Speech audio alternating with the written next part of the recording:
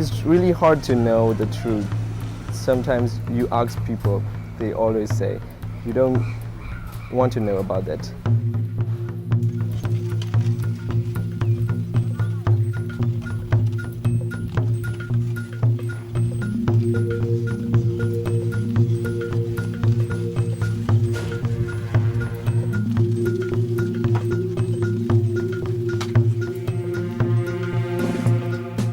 '88 uprising is one of the most famous turning point for Myanmar. A lot of people, they had to stay in the prison for more than decades. I myself, I spent about 18 years in prison. I was in exile under the military regime for about 24 years. I was absolutely lost my hope. But I then, okay, one day he will be escape, he will be released. So I have to wait for him. We all believe we were revolutionaries. We are fighting against oppressions. So you have this identity as a revolutionary that hold yourself together. After the 2 months, I reconsidered my situation. I don't want to die in here. We shouted aloud for democracy and human rights for our people. Still, we are trying to achieve our goal. In 1990, the election was held. Nationally for Democracy, led by Aung San Suu Kyi, won the landslide victory. But the military didn't hand over power to her party, and she was under house arrest. She has done a great thing for us. She spent more than 2 decades in house arrest for us. Military government, through all these repressive means and rule for many years, tried to suppress the democratic movement by any means possible. They did try. They jailed activists years. They killed the students on the streets, protesting monks in 2007. The fact is, the movement survived.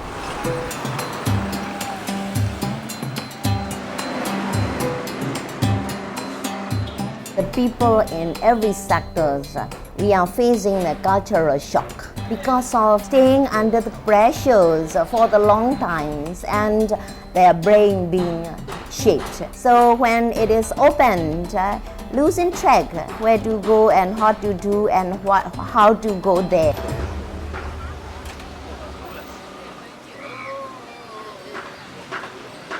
He started to involve in the uprising from here. So after that, he didn't come back. This community is reminding him of some of his past. Sometimes it's painful. He doesn't want to come back and see, and at the same time scare people.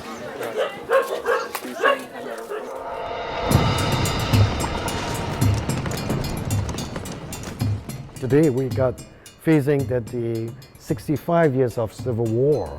It was the longest civil war in the world, so that we are facing today. We just have the same government, which just changed their costumes from the military and to the socialist regime and to the military back, and now this so-called civilian government.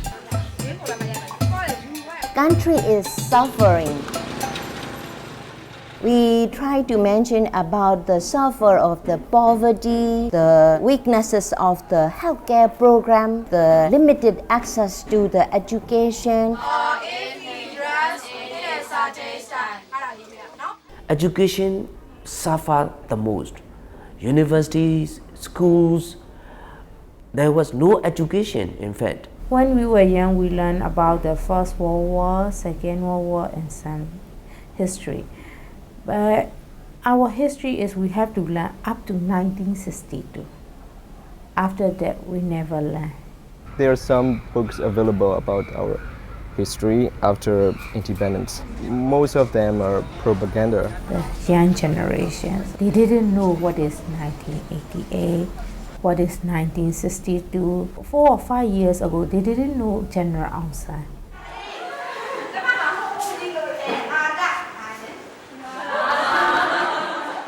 I am teaching here. I discuss about gender-based violence. Most of the people, they do not recognize it as fact, and some they think that it is normal practice. According to the news we are reading every day, violence against women occurs in every part of Myanmar. It can be because of the military regimes, it can be strong religions teaching, it can be also a kind of deep-rooted traditional stereotyping.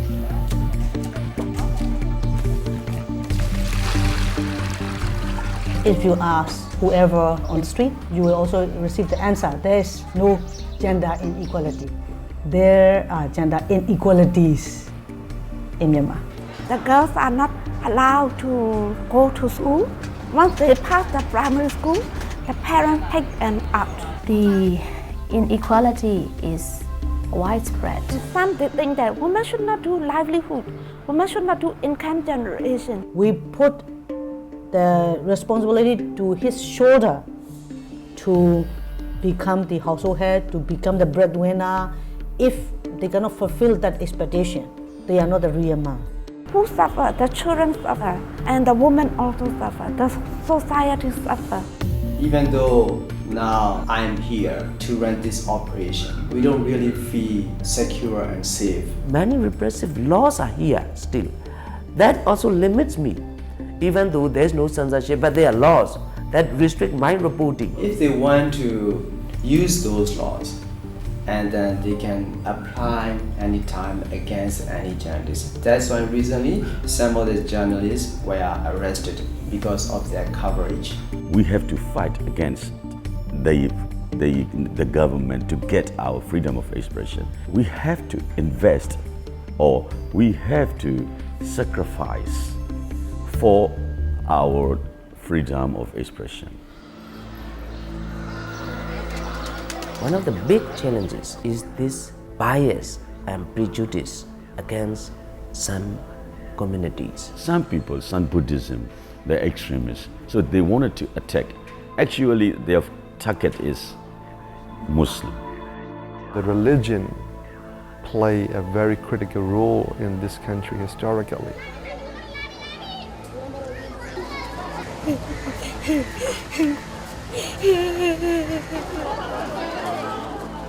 Footage from that day, provided by local activists, appears to show an unarmed man being beaten, presumably to death. Even some monks took part in the violence. Whatever I see Buddhism today in Myanmar is a little bit still backward. We are not against Islam, but some of the Islam follower, they are very extremist, and also the Buddhism.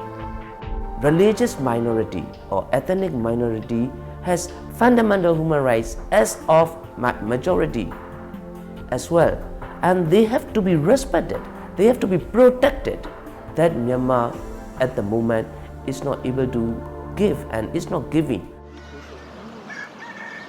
Everybody in the countries, they know we need a change, but we didn't know and they didn't know how to change. Truth and reconciliation. This is the only way to build a new nation. Unity is the most important. If we have unity, we can get democracy and human rights, and environment will be achieve what we want to do.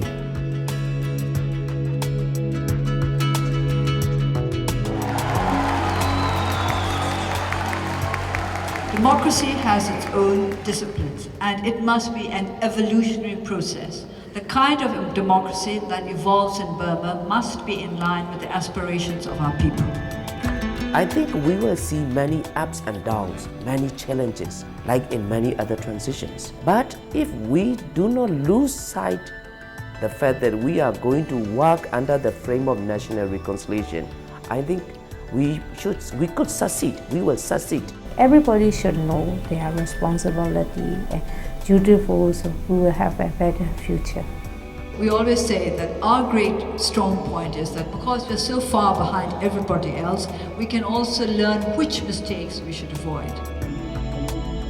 Once we have peace and once we have accountable government and good governance system, I think everyone can live together in the spirit of unity. Farmers are many years in the darkness. Only start to rise, very small rise, come up little at the time.